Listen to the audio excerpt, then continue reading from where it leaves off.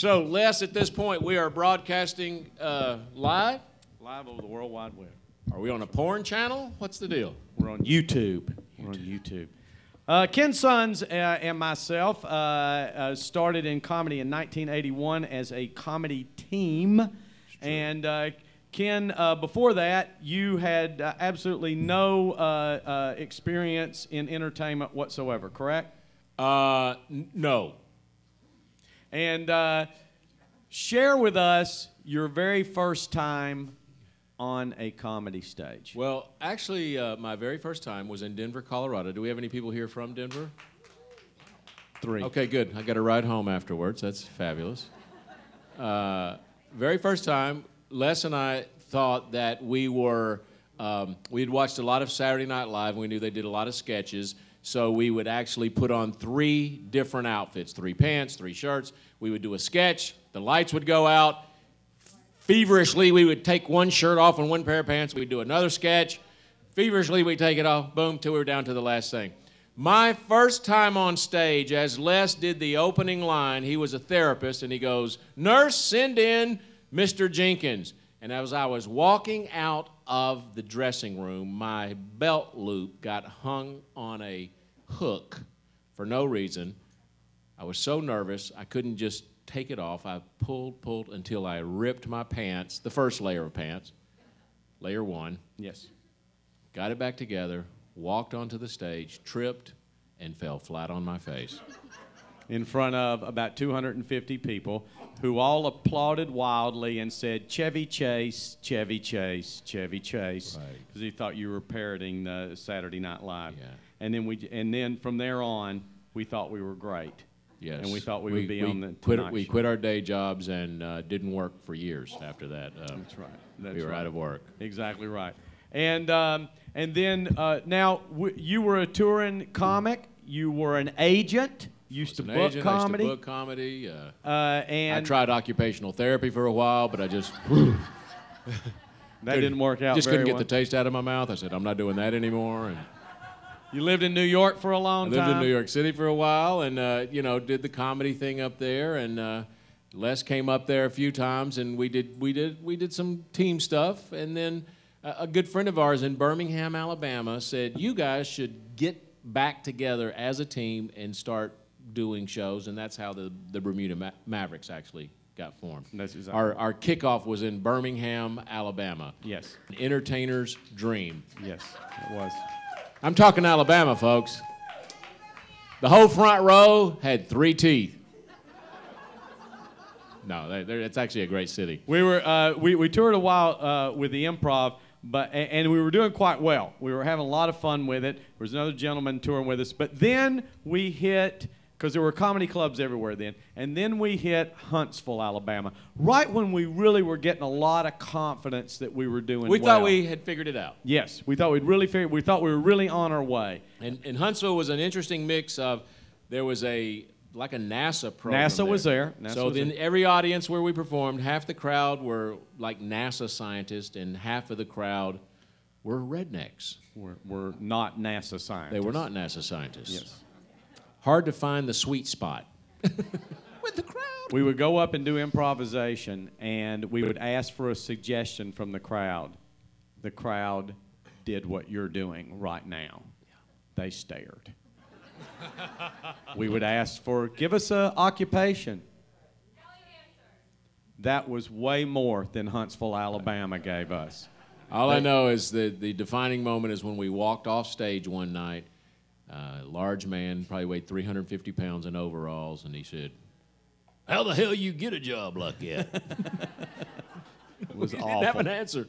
It was awful. Yeah. And now we're doing a lot of fundraisers and that sort of thing. That's right. We're very philanthropic. We're leaving for Los Angeles next Thursday. Next Thursday. To raise money for the Children's Miracle Network. Yeah. We just raised $100,000 for them last year. We're hoping to raise over $200,000 this year. Yeah. Yeah. Yes. You and Ken do so much for Sarasota. It is so unbelievable. What you do is overwhelming. And I don't think the crowd realizes what you do. Pay her. Pay her. Just hand that back to her, would you, sir, please, if you could? Okay. No, thank you. Thank you. Because we love living here. I don't think the crowd realizes how much. Let her tell us. It's overwhelming. It's overwhelming. How much We do a lot. that they do. It's overwhelming. It's overwhelming me just hearing about it. It is. It's overwhelming. Thank you. And No, thank you so much for the say- nice words. yes. We appreciate that. And now that you guys know that and really feel, especially these people from Venice that have no idea what they're doing at this point in time anyway, that's exactly right. Philanthropic is that we didn't let you know is that there is a $50 exit fee tonight. It's going to help abused kids. I hope you don't mind. It'll be very nice. Yeah. Taylor, my daughter Taylor, is turning 18 at midnight tonight. Yeah. And you know, I think it's now joining us. Taylor has been doing improvisation and acting classes at Florida Studio Theater here, and the Players, and been involved in. We do kids camp. Here in the summertime, working with kids 8 to 12. And she's been doing that with me ever since she was 3 years old, been coming in. And this past year, and I intended on not letting her come in and perform at adult shows until she was 18. Said you need to be 18 because it might be awkward. And so she came back in November. I let her come to a rehearsal of our group, and she was better than any of us in the group. She did a great job, so we started to let her do it. So when you first started getting up here on stage with the adults, what was awkward to you? Talking about your penis that one time. That was pretty awkward. That was awkward. We do some overwhelming things in the community, folks. Overwhelming. I don't know. I'm not really awkward. I mean, ever since I was 5, walking out, I'm sexy. I thought I was sexy at 5, so I've always been inappropriate. That's right. Well, no, and part of it is the fact that you getting on stage, and for the audience, I'm curious. The audience, with you being young, feel like that. Oh, maybe she shouldn't be saying that. But then we want her to feel comfortable doing what we would do up here. And boy, that leads us into some weird shit. And lawsuits. Just kidding. That's right. But you have a lot of training that way. What's been the most fun that you've had? The most fun I have is when I'm doing my Bon Qui Qui character. Oh, Bon Qui Qui. And tonight we did not get to Bon Qui Qui because we ran out of time. Could you give us a little bit of Bon Qui Qui? Hey, y'all, my name is Bon Qui Qui. I can do your tracks, y'all weaves. Okay. Don't even talk to me about like that, because I will tell my uncle, baby daddy, sister, brother-in-law, Tracy, that you is messed up and you need Jesus in your life. Okay.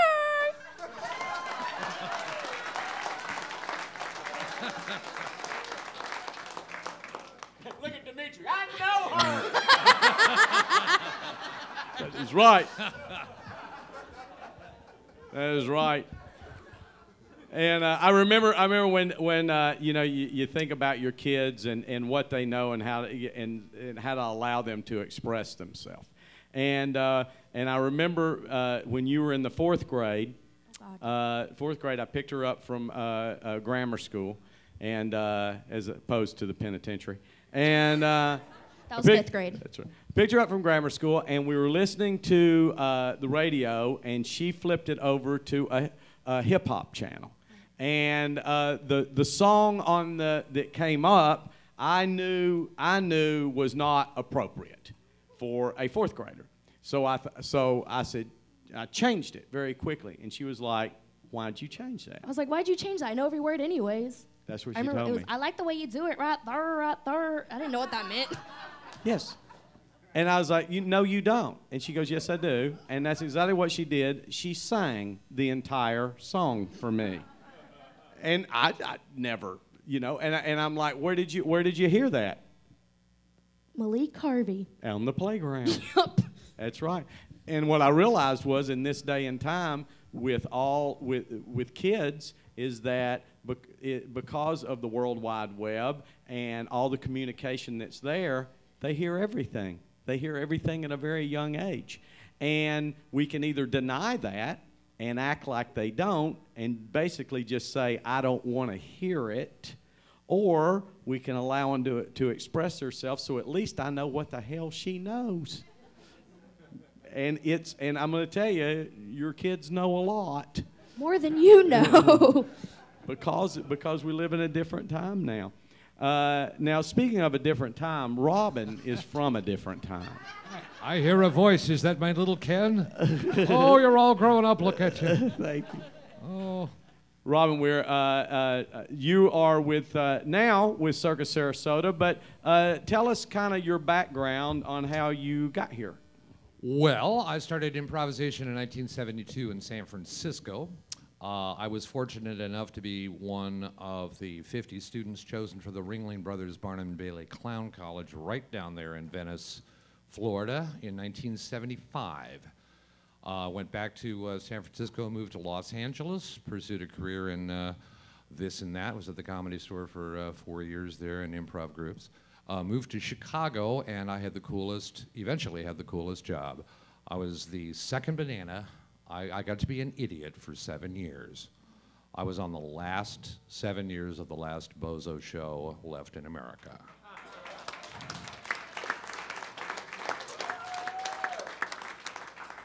And ironically, my father had been Bozo the Clown in El Paso, Texas in the late 60s and early 70s. So right now, yeah. Responding to genetic pulls from a deep and ancient source, I'm now a full-time clown with Circus Sarasota in their education program. So, how many of you have actually been to a performance of Circus Sarasota? By applause. Yeah. I just took my family the other night. I have a 2-year-old and a 4-year-old, and we took their grandparents as well. And from the 2-year-old to the 70-year-old, everybody enjoyed the show. It is one of the most amazing treasures that we have here in Sarasota. They do an awesome job. Except me. I'm more of a treasure. Well, bless, you're more of a jewel. One of the coolest things I ever got to see, I was the ringmaster for them their first year. And after years of being an idiot, it was so cool to walk out in the middle of a ring wearing an English riding costume and a top hat and say, ladies and gentlemen, boys and girls. Man, that was fun. And you know what's weird? I do that same thing every Thursday, right in our living room. There you go. Now, have you ever, you've been an actor, clown, circus, improvisationalist, worked with some of the biggest groups. I know you've even worked with Robin Williams. But stand-up comedy, have you ever come out just you and done a stand-up set? Not once, not ever. And I would be curious as to why in doing every other discipline in comedy, you haven't done that. Like bungee jumping, it scares the crap out of me. No, if I'm on stage with her, and I'll walk into hell for her, because we're gonna go down together. I get to have that one last eye contact and caress before the waves overtake us and the cold, icy waters suck all the heat out of my body. Whereas if I'm by myself, I don't get that. So, in other words, if a bit doesn't work, you want to be able to blame it on somebody else. Or at least say, darling, the world doesn't understand us, but we tried. Exactly. Now, I've got one more question for these guys at the end, but before we do that, if there's any questions that anybody in the audience has for anybody up here, fire away. Is there anything at all? No? They're ready to go home. There you are? You think so? All right, we'll leave with this. Everybody give us one celebrity story. All right, here's a good one. Les and I were opening for the country band Alabama. We go out. We got some Alabama fans? Okay, 3 of you. Good. We do our set, and then there's always like a 30-minute break before the band comes out. We go backstage. We're standing back there. We're all psyched. This was early in our career in front of 6,000 people. It was fantastic. We're back there having a beer. This guy comes up, he's sitting there chatting with us. We're just talking, you know, great guy, you know, just country guy. Looked like he just got through cutting his yard. Talked for a while, and all of a sudden Les goes, by the way, man, what do you do? And the guy goes, what do I do? I'm fucking Alabama. He was a lead guitar player. Lead guitars for Alabama. So then, from then on, whenever we worked with a big act, right before we went out, I'd pull a picture out of my pocket and go, there you go, man. That's Al Jarreau. That's who we're working with. Remember him? So where you can at least act like you know who the fuck it is when we finish the show. Exactly. Taylor, you got one? Yeah, of course. Grew up here. My favorite was probably when I was in like 4th grade, 5th grade, and we went to go see Larry the Cable Guy. And we had backstage passes, and like everyone else, like who had backstage stage passes, he did like a little meet and greet, and then we actually got to stay like a long time, like after that, way past my bedtime. And we were, and he was like really cool, and then we were leaving, and I didn't really think he like would care if I said bye to him or not. And then as we were leaving, he came running down the hallway. Tyler, wait, give me a hug. So I was like, yay, I mattered to Larry the Cable Guy. That was cool. Robin? Let's see, 1980 or thereabouts. I'm working at the Comedy Store, hot rocking, 400 people in the room. But the thing about it is, we were improvisers and we didn't get paid. They didn't pay us money. We were in our early 20s blowing cool jazz, doing what we wanted to do. People from Second City and from San Francisco and from LA all congregating and putting together the best group we possibly could. They did pay us by giving us 2 drink tickets. We got 2 drink tickets. Now, if I only have 2 drinks, I'm gonna have Grand Marnier. So, I got my little snifter of Grand Marnier back there. I go on, do a scene, I come back, and maybe have another little sip of Grand Marnier. Well, I'm coming off stage and this thing's gone. Consistently. Now they had wooden matches they used to put on the table, and so I thought, well, I'll try a little experiment. So I take one of these wooden matches, I light it, I put it out, and I put it in the Grand Marnier, because what is cognac aged in? It's aged in wood casks that have been burned. No big difference to me. I know what's in there. So I step on stage, and just right off stage, I hear this very distinctive voice going, oh, there's a matchstick in this drink. And I'm thinking, you bastard. Robin Williams has the #1 television show in the country. He's making $100,000 a week. I'm working at a newsstand across from Cantor's Delicatessen, and he's drinking my drink every night. So, mystery solved. There you go. And I'll leave you with this one that I think is a good Sarasota story. We're right down here at the Opera House, and we're doing a big fundraiser. And for that fundraiser, we had Richard Belzer, and we had invited Phyllis Diller to come to be honored as a legend of comedy. And so she's here tonight. She's here tonight. So I talked to Phyllis Diller on the phone, and she was nice to talk to, but she goes, I ain't opening for Richard Belzer. And I go, no, you're not opening for Richard Belzer. She goes, but you got me going up before him. And I go, no, you're going up before him to get an award. You're getting the award. We just want to honor you. You don't have to do any time. You don't have to perform at all. You can just say thank you very much and leave. And she goes, oh, I'll be performing. But I just want everybody to know I ain't opening for Belzer. I said, all right, you're not opening for Belzer. I'll make sure and say that. She goes, okay. Very feisty and on the phone. So then her limousine pulls up to the back of the Sarasota Opera House, and I go out and we open the door there, and out walks the oldest human being I had ever seen in my life. Phyllis Diller, when I looked at her, I went, she must be 130 years old. She could not stand up straight. She was bent over. She could barely walk. She could still walk, but she was just like shuffling around. And we got her in, and we got her to her dressing room, and we're going, she might die before she gets on the stage. we had no idea that she was, you know, that she was this ancient. And we were so worried. We didn't know how this was going to go. We had no idea. This is going to be. So it's time for the show, right? So out walks Phyllis Diller out of the dressing room with all the garb on, the wig, the makeup, the sack dress, the cigarette with a big cigarette holder, you know, the whole 9 yards. But not like you would see Phyllis. Still shuffling over, just barely getting over there, gets to a seat right by the stage and just sits, just plops herself down and just almost falls asleep. And we're like, this is going to be awful. It's going to be embarrassing for everybody, right? But we got to go through with it. She's here. We actually thought about not giving her the award and telling her that we did, figuring she would say great and never know. We really thought. So we go, okay, we're going to do it. So we literally get out on stage. It was Ken and I. We get out on stage, and and now our legend, like to honor our legend of comedy, Phyllis Diller.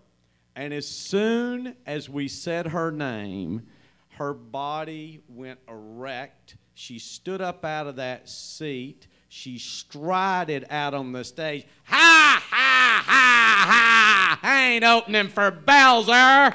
And she did 20 minutes of the most kick-ass comedy you ever seen in your life. Smoked. She was the hit of the whole night. Standing ovation. Walked off the stage like, you know, like set the place on fire. Went around that corner and plopped her ass back in that chair and fell asleep.